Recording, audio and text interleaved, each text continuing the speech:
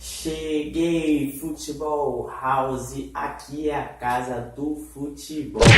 Quero agradecer desde já a todos os inscritos no nosso canal. Nesse último dia foram 62 inscritos, estou muito feliz e agradecido com todos os nossos novos inscritos. Continue compartilhando nossos vídeos e dando aquele joinha, desce o cacete no like aí, beleza? Hoje estaremos dando início à série Fora das Quatro Linhas, falando do assunto time brasileiros não sabem vender seus jogadores. Vocês que não assistiram nossos primeiros vídeos, eu vou deixar o link aqui na descrição deste vídeo, falando sobre o primeiro vídeo, Futebol Raiz, sobre a seleção brasileira, e Futebol Raiz, Várzea versus categorias de base.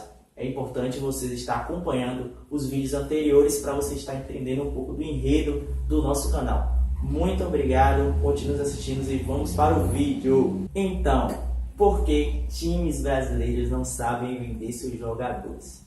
Nos últimos tempos nós temos observado que os times europeus têm feito do nosso país nada mais nada menos que um minério de joias. Eles vêm aqui, pegam nossas joias, nossos jogadores brilhantes, como sempre nós formamos, compram por pouco dinheiro e chegam lá na Europa, com o passar de 1 ano, 2 anos, eles vendem por valores absurdos. E os times brasileiros não aprendem. Temos que manter os jogadores mais tempo nos times, dar oportunidades nos times principais para que eles possam estar ganhando aquela gordura, né? Aquela experiência.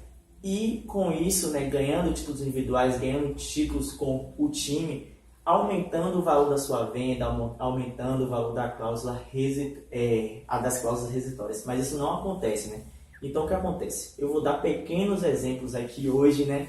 Sou corintiano, mas infelizmente o Timão é o time que mais merda faz, cara. O Corinthians não sabe vender, perde muito dinheiro, vende os jogadores por preço de banana, inclusive nos programas de televisão, né?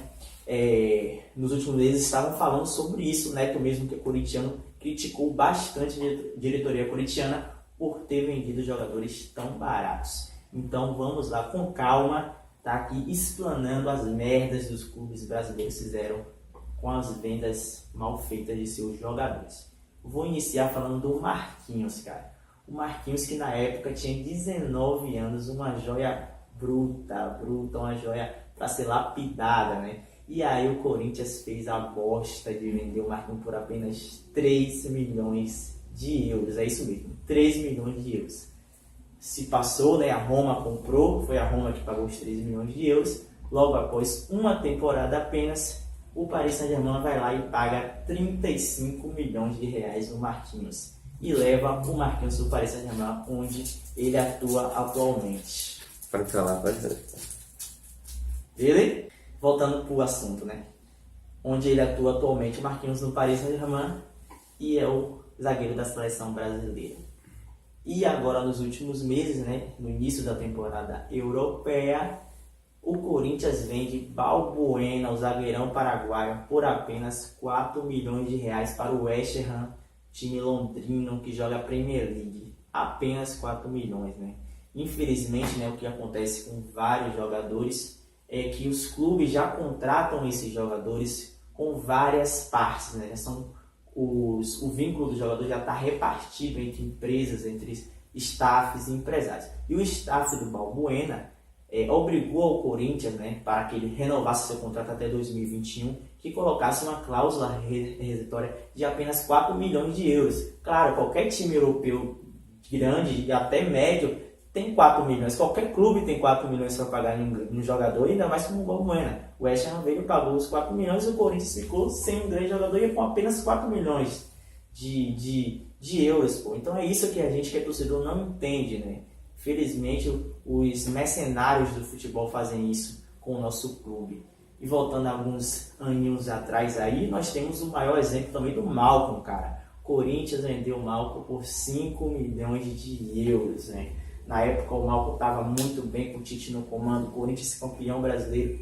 E aí vende por apenas 5 milhões para o Bordeaux da França. E aí você vê o Bordeaux vendendo o Malcom na última temporada por 41 milhões de euros. mais de 179 milhões de reais. É uma merda mesmo, é para se pensar no que está acontecendo, né? Continuando com o Corinthians, vou dar o último exemplo, que já tá chato falando do time, não, cara. Venderam o Rodriguinho, né, pro time egípcio lá por 6 milhões de dólares, né, mais ou menos 26 milhões de reais. E o Rodriguinho foi um dos craques, o craque do Campeonato Brasileiro, e vendeu o Rodriguinho por 6 milhões de reais. Mudando de clube, né, recentemente o Fluminense ganhou aí um pedacinho, né, da venda do Richarlison para o Everton, indo do Rashford para o Everton. Lembrando que lá atrás o Fluminense vendeu o Richarlison por 12 milhões e meio de euros para o Rashford da Inglaterra. Passou-se uma temporada e o Rashford vendeu o Richarlison por 45 milhões de euros, 196 milhões de reais. Cadê o planejamento desse sub? Cadê, né? Tem gente que ali já paga para isso, para questão de planejamento de marketing. São os marqueteiros do clube, né? Os administradores. Os caras fazem isso, cara. Mantinham o Richarlison um pouco até para ele ganhar um pouco de incorporação, como aconteceu com o Gabriel Jesus. Ia ser uma coisa natural ele ganhar experiência e ir até a seleção brasileira, né? Infelizmente, não é isso que aconteceu. O São Paulo também vendeu o Militão por 7 milhões de euros para o Porto, né? Aí nós sabemos o que vai acontecer. A mesma coisa que aconteceu com o Balbuena. Vão vender ele por milhões de reais. Estou dando alguns exemplos. Saindo um pouco, fugindo, né? Para não dizer que eu só estou criticando, alguns clubes souberam até vender, né? O Paulinho do Vasco, a meia da seleção sub-20, né? Vendeu aí para o Bayer Leverkusen por 18,5 milhões de euros, mais ou menos aí variáveis até 20 milhões de euros, um valor legal. Então, retornando para o assunto dos empresários, né? Realmente os empresários, marqueteiros, empresas delegadas aos clubes só pensam em valores próprios, em se beneficiar com tudo isso. E o clube que se lasca, né? Um exemplo bem recente, né? Que a Crevisa, que é a patrocinadora do Palmeiras, emprestou ao clube 120 milhões de euros, onde o Palmeiras investiu em jogadores e nós vimos o que aconteceu, né? O Palmeiras foi campeão brasileiro, inclusive estaremos gravando um vídeo falando por que o Palmeiras foi campeão brasileiro, e isso é um dos motivos, né? A patrocinadora do Palmeiras é parceira do Palmeiras, não são como outras aí, e olha que eu sou corintiano, não são como outras aí que só fazem explorar os jogadores, né? Explorar, desculpa, os clubes, né? No caso do Palmeiras, foi um lado bom da Crefisa. Se você formos olhar por outro lado aí, o Barcelona, por exemplo, tem jogadores da base no clube até hoje. É o caso do Messi, é o caso do Iniesta, que saiu agora já perto de se aposentar do Barcelona. O Xavi, que passou sua vida jogando no Barça, saiu perto de se aposentar. O Sérgio Busquets, que ainda joga no Barcelona. O Piqué, que joga no Barcelona. O Jordi Alba, joga no Barcelona. Diversos jogadores. Por que o Brasil não pode manter esse segmento, já que aqui somos o celeiro de craques? Vamos manter o cara no time, deixar ele passar naturalmente pelas fases, pelas categorias, para que o futebol seja valorizado, né? Uma qualidade do futebol com grandes craques, não fazer jogadores para vender por preço de banana. E chegamos aí ao ponto de esclarecimento, né? Aonde começou toda essa história?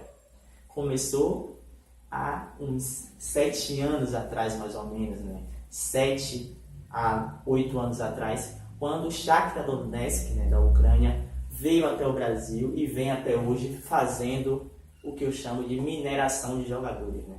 Eu vou falar valores aqui absurdos, né, que a gente fica assim deslumbrado negativamente, né? Por exemplo, o Alex Teixeira, né, que jogava no Vasco na época, foi comprado pelo Shakhtar por 6 milhões de euros. Foi vendido para um time chinês, que eu não sei falar chinês, vou tentar aqui, me corrija se eu estiver errado. Jiangsu comprou o Alex Teixeira por 50 milhões de euros. É isso mesmo que eu estou falando, 50 milhões de euros. Luiz Adriano jogava no Internacional, centroavante, comprado por 5 milhões de euros pelo Shakhtar, né? E aí o Milan foi lá, pagou 8 milhões. Ainda tem uma mesclagem, não foi um valor tão absurdo como foi o caso do Alex Teixeira e até mesmo um exemplo do Douglas Costa, né, que foi comprado junto ao Grêmio pelo Shakhtar por 5 milhões de euros e foi vendido futuramente para o Bayern de Munique por 30 milhões de euros. A gente pode botar aí 22 milhões de euros de diferença. É muito dinheiro, cara. E o Fernandinho também, né? Volantão, nos ajudou na Copa, só que não. O Fernandinho da seleção é uma tragédia, né? Mas por clubes ele é um jogador muito bom, atua aqui, é um homem de confiança do Pep Guardiola. Foi comprado junto ao Atlético Paranaense pelo Shakhtar Donetsk por 7,8 milhões de euros e foi vendido por um pouquinho, 40 milhões apenas, né? Quase aí 33 milhões de diferença, cara. E para finalizar, né, o Willian foi comprado junto ao Corinthians, né, daquele timão de 2005 a 2006 até 2007 mais ou menos, foi comprado o Willian por 14 milhões, né, pelo Razi da Rússia e foi vendido futuramente por 30 milhões de euros, né? E o Razi pagou 30 milhões de euros e a história a gente já sabe, né? O Chelsea depois foi lá, pagou também uma fortuna, quase 45 milhões de euros e o Willian é o craque que é hoje. Então esse vídeo só foi para vocês experimentar um pouco da indiferença de valores do que se compra aqui no Brasil e do que se vende na Europa, né? O Real Madrid mesmo não vende seus jogadores assim de bagatela, seus jogadores de base, sempre faz vínculos de valorização que se o atleta tiver em uma boa fase, a prioridade de compra é do clube, bota lá umas cláusulas razoáveis. Aconteceu com o Casemiro, vai acontecer com a Seio, aconteceu com outros nomes. E aqui no Brasil é essa ladainha, vence a preço de banana e depois quando os caras estão velhos, cheios de lesões, tudo baleado, quer ganhar R$1 milhão, quer ganhar R$1,5 milhão e os clubes ainda pagam por esses jogadores velhos já em fim de carreira. E infelizmente é isso. Continue nos acompanhando, desça o dedo no like, caceta o like, continue aí compartilhando os vídeos para os seus amigos, aqueles fãs do esporte, para estar se inscrevendo no nosso canal, deixem seu comentário e até a próxima!